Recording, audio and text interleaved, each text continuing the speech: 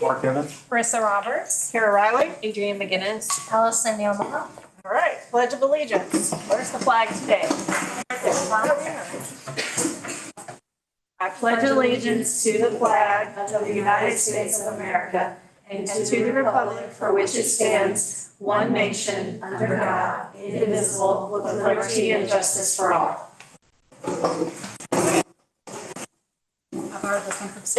Okay, Dr. Roberts. Last this update since the timing of our last meeting. I will say that school continues to be off to a good start.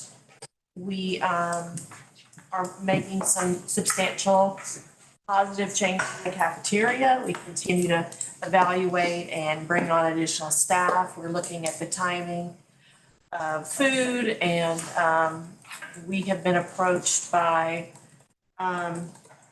the school, what is the new school, the new charter that's in Haas. Can't remember their name. Yeah, something like that. SAS or School of Art and Science. Anyway, if we would be thinking about food sourcing for them, which would mean that they don't have a kitchen, and they have about 50 kids maybe that need food. And so we're looking at that opportunity to see if that would be a win-win for both of us. Is that a profitable endeavor? We would gain not a huge amount of money, but we would potentially share a staff member that we could use during their time as well. I mean, we would get the prepping and all of that out of their potential shared staff. But we're evaluating. We haven't gotten to the MOU stage yet. We're just kind of evaluating. And we're just continuing to advance forward. That's my big update. All right. Next, we have the enrollment report. Oops, I just clicked out of my thing. Hold on. So our enrollment is pretty much settled. We have a few fluctuations. We have some new enrollments last week. We had 4 come in last week. We had a few leave. So we're still kind of fluctuating it a bit, but we'll probably be in that 950, 960 range. We are in conversation with some of the other charters in the state looking at enrollment, and some of that is because of the increase in vouchers. And we're trying to settle out on what that is, but as any time we have enrollment dip, we make those changes by reducing staff. So we're able to balance our budget that way. So we are staffed for this number. If it gets much larger, we'll have to probably bring on staff, but right now we're solid with where we are. Finances. No. No surprises in finance. Our audit team started this week, and they're trying to get in and get us processed through early. They recognize they were kind of late finishing up last year. So they wanted to kind of get to us first and kind of make us not have to wait so long this year. So they've been in some of the concerns they had last year as far as our child nutrition program that we've had to clean up. They're pleased about how we made the changes and making the policies to make sure that we're all in check with that. So that was sort of our only red flag issue. So all seems to be well. No big changes. Okay. We just have a few personnel changes. I need to educate us on any of that. No, the 2 in the reduction are what I talked about, staffing. So with the loss of staff, we had to begin to eliminate programs or move responsibilities to administrators that can take on that task. So then we were able to make our budget solid by reducing positions. And I feel like we're at a good standstill right now. All right. Do we have any comments from the public? No? Okay. Do we have a student council report? No? Okay. Next, we need to approve the consent agenda, the minutes. Does anyone have any comments or questions? I was actually not here. Food poisoning, sorry. Great. So can I get a motion to approve? So moved. Second? Second. All right, all in favor? Aye. Okay. And we need to approve the financials. Can I get a motion for that? Second. Okay, all in favor? Aye. All right. New business, elementary math coaches. So I've asked Ms. Carruthers to come up and talk about math at the elementary. As we discussed it last time, I kind of wanted to provide you with her plans on how she's addressing some of those deficit areas. So our first step in looking at our math instruction is, first of all, we had general tier 1 instruction, professional development at our back to school PD. And we're moving into the next phase because we know that math is a low point for us. And a lot of the support that we've had in the past has been for literacy specifically.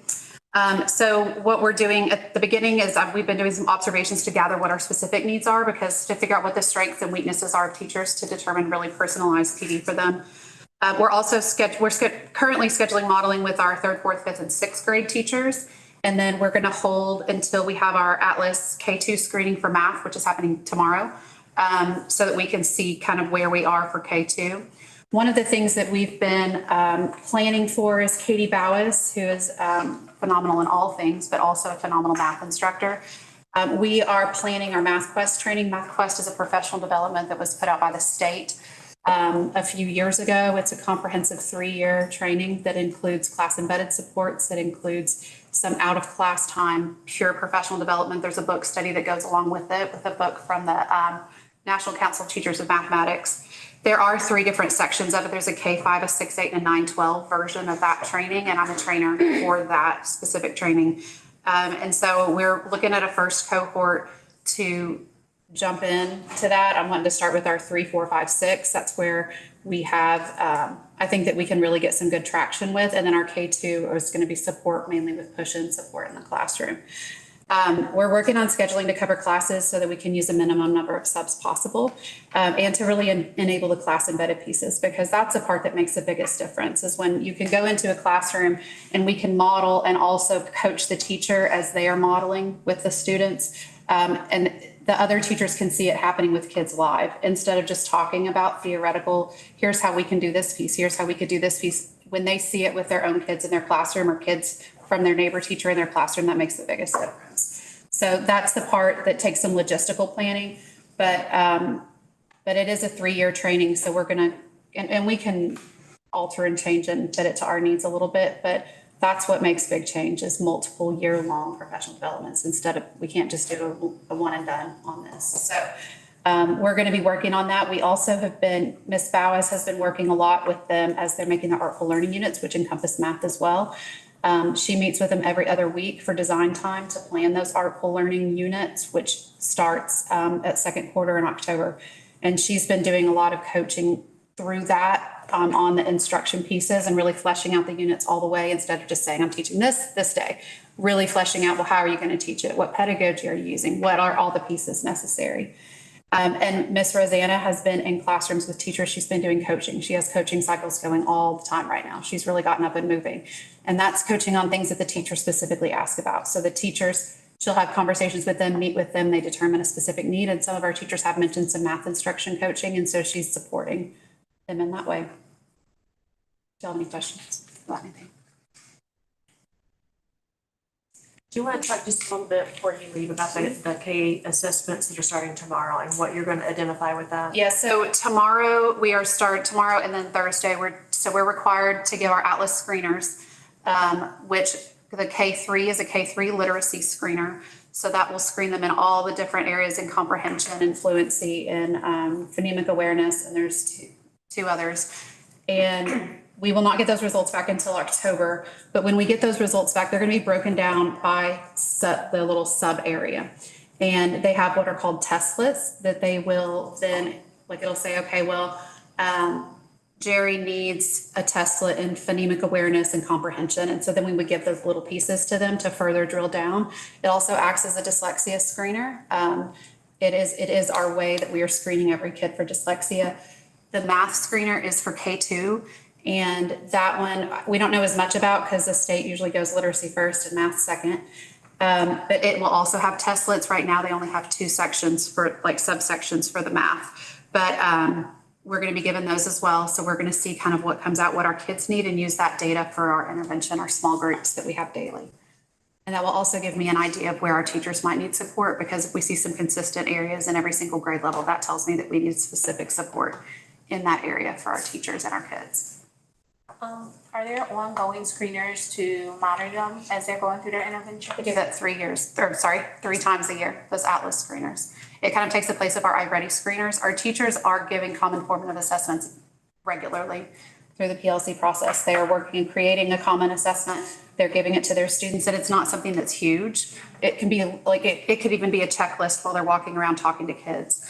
And they're evaluating that data as a team, and then they're making small groups. And they already have a bunch of small groups moving where they have kids in specific places. So they might have kids that need acceleration in one group in that specific topic. They have kids that might need a little help with a specific aspect, and they're all grouped so that the 30 minutes a day that every student has of small group, they're getting specific targeted instruction. So those common formative assessments are meant for the intervention block, that 30 minutes, or are they meant for classroom? Both. They provide information to the teachers on what they need to continue. Like, it'll show them if they have a tier 1 instruction issue. Do they need a whole reteach? Do they need to just work with small groups?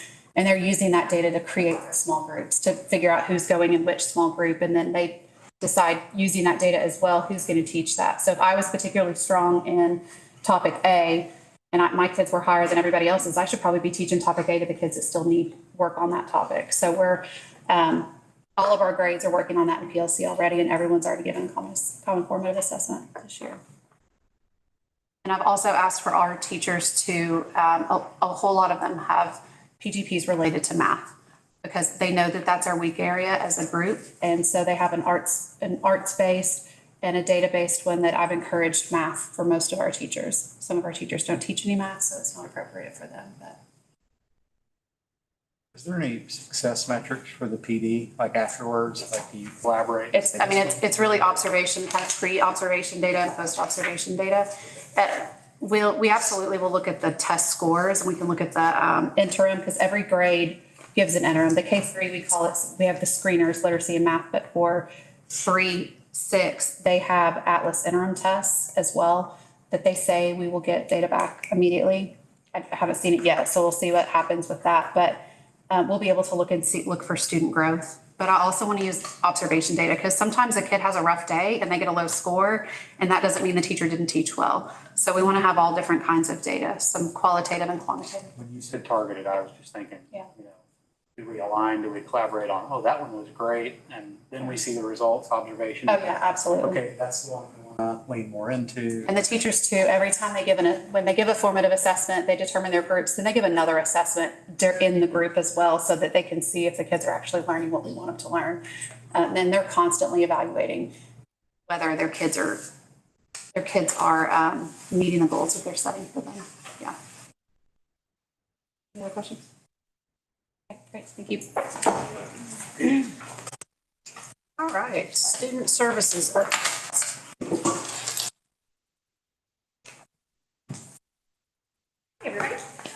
All right, so this is just a little general overview. One of the goals with special education this year I'm really pushing for is just like transparency and kind of how the process and the system is working. So currently we have 108 IEPs on campus, and in the district, and we have 1 referral currently out for a kindergartner. That's about 11% of our population, which is actually below the state average, which is currently at 12. I kind of did some data digging with Ms. Price in what our kind of nearby partners are. Rogers is at 13%, Bentonville's at 11, Springdale's at 11, and Fayetteville's at 14. So we're actually doing better than the state average, which is really awesome for us. We've kind of hit the school year running with parent meetings. We've been having lots of changes. We've had this inclusion push coming in from the state. So we had to do lots of changing of minutes, especially at the high school campus, where we used to have resource environment classes is the way I'm going to put it. But we have been able to push those students into inclusive co-taught classrooms. It also has our special education teachers more accessible to the whole gen ed population. They're not only able to help just special education students, but also just any student that needs supports in the classroom in that co-taught setting. As far as finance side of things, we had some funds that were going to be expiring in September that have to be dedicated to pre-K through kindergarten. We don't have a pre-K program currently, so that has to go to any kiddo that's 5 years old on a IEP. And all of those currently are speech-only students. So everything has to be very meticulously purchased to support those select students. So what we were able to do is get some brand new iPads and some therapy tools that are going to be used specifically for speech, which is really exciting. Gave you a little staffing update, just kind of goes through who's doing what as far as SPED this year.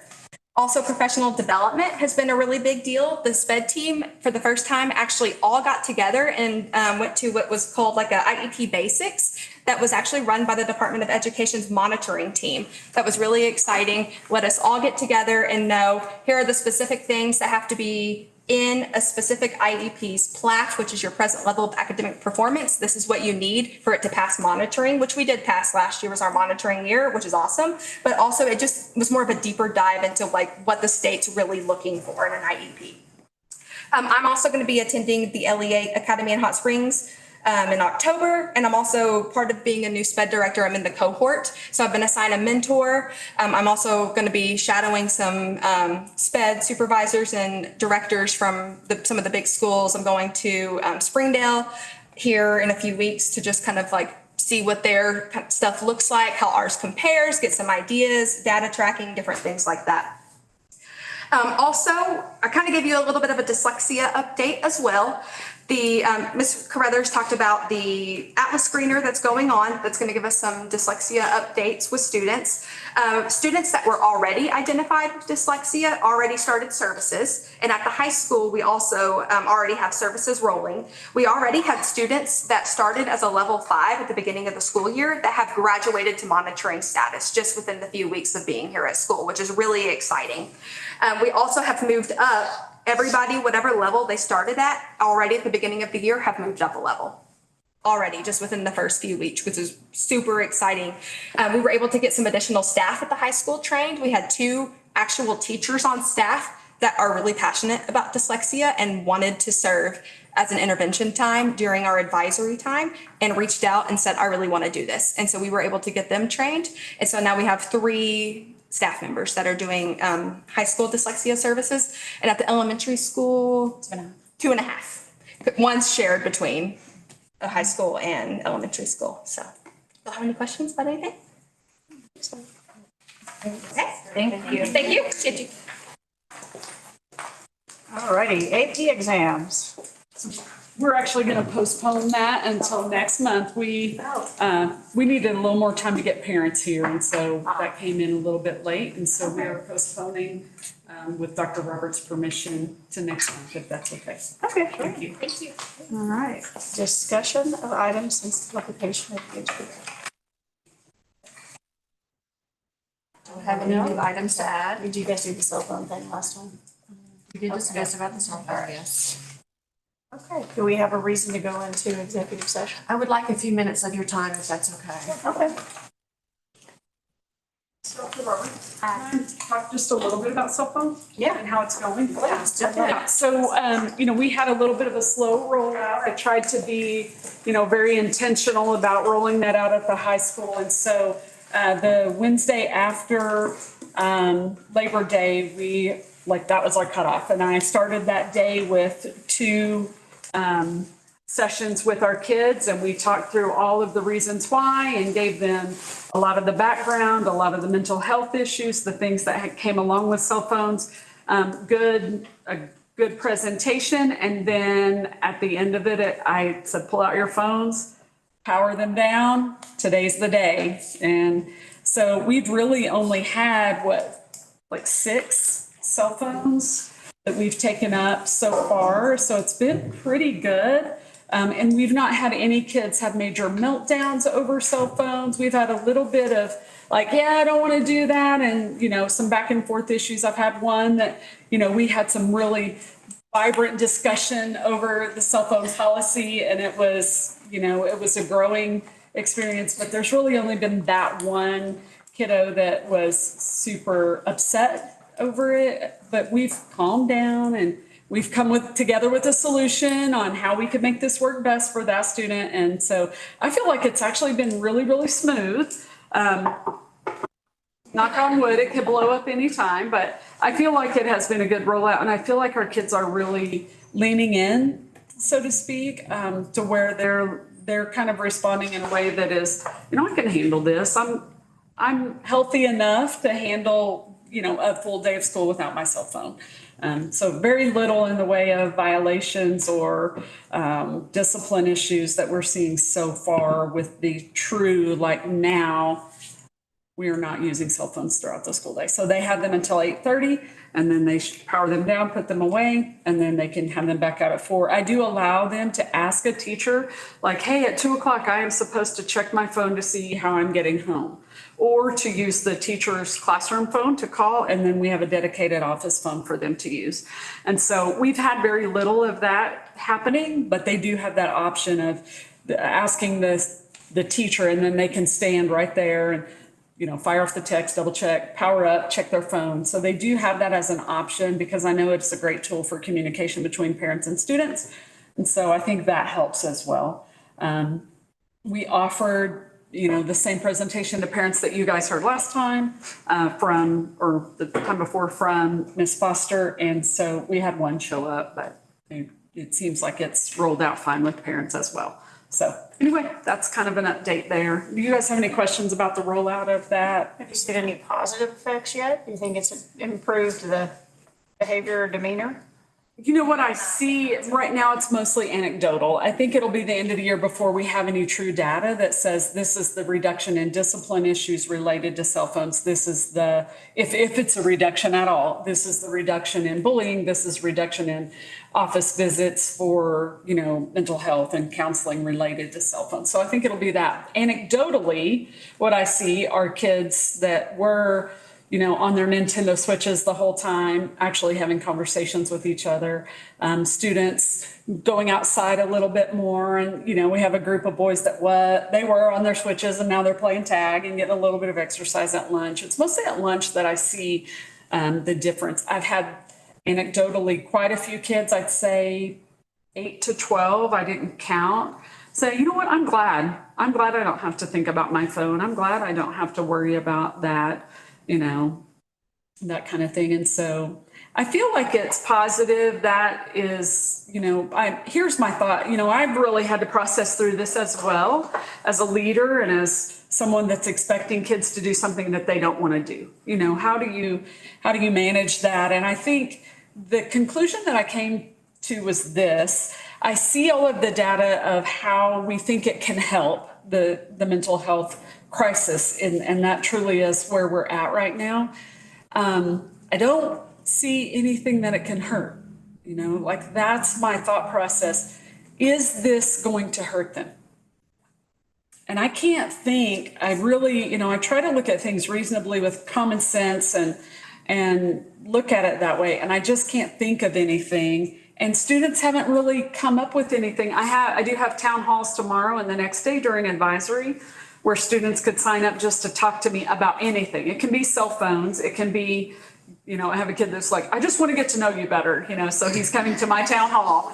And so it's an open forum with Mrs. Price. So that's tomorrow and the next day during advisory.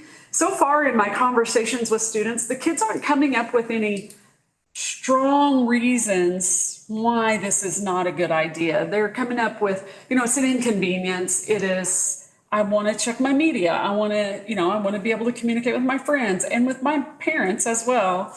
But nobody's really pushing back on the why that I've had so far. Tomorrow and the next day, I may have some more legitimate concerns. I think the biggest concern was safety in the event of an emergency. And, there, we've talked through that, we really want them listening to the adults that are in charge of them. Heaven forbid, we have some major issue where they really need to get to their phones. Right now, they could just turn their phone on and call a parent if they had to. Obviously, we don't want them doing that until the emergency has subsided, if that is the case. But I think that's the biggest concern that I've heard from students and parents is just, what do we do in an emergency? And that's if we get the pouches and put the pouches all across the building, what that might look like. What about faculty feedback? It's been pretty positive. It's really been pretty quiet. They haven't said a whole lot. I've visited with the ones that have had to turn phones in and just kind of, hey, was the student really, were they obnoxious about it, or were they, and mostly I've had one, yes, obnoxious, and that's the one that we had some pretty good coaching sessions with and, parent coaching with and all of that. But outside of that, they seem to be like, yeah, this is going pretty well. What are we expecting our teachers to do with their phones? So the teachers have to have their phones available and turned on because that is our emergency system. And I've told the kids that in the sessions, like as a professional, I have my phone. I will always have my phone in my pocket. My phone will be on. But the expectation is that teachers are not on their phones in front of students outside of that emergency situation. If they need one of us, they are allowed to pull it out and fire, like if they need it quickly and they want to just text Ellen or Dr. Langley or me, they can do that as well. But the expectation is that they are also, their phones are put away. I mean, they can have it in their pocket or whatever. And one of the things I talked to the kids about in their session was that we're training them for a professional environment. If I go into a meeting with Dr. Roberts, I'm not on my phone checking my social media. I'm not, my husband has to put his phone in a locker and then he gets it at lunch and then puts it back because he's in a highly secure environment. And so we're training them to be able to adjust to their environments. That includes dress code, that includes phone, usage and all kinds of behaviors that we're training them for. And I think they kind of they're starting to, the older kids are starting to be at that place where they can appreciate that. They may not like it, but they can appreciate the need for it. So, yeah, cool, thanks. I feel like it's been a good rollout. I haven't had nearly the complaints that I feel like we would have if we had come in on day one, put it away, power it off. I feel like it would have been a lot rougher. I think it just getting used to the idea, processing it, have time, I met with seniors, they got to tell me all their feedback, had time to process and then rolled out. And then we went to reminders at lunch. Hey, you need to put your phone away. You need to put your phone away. And then were no more reminders. I think it was a good process. I've heard some feedback from some friends around that they were very hardcore day one, and it's been rough. It's been a rough rollout. So.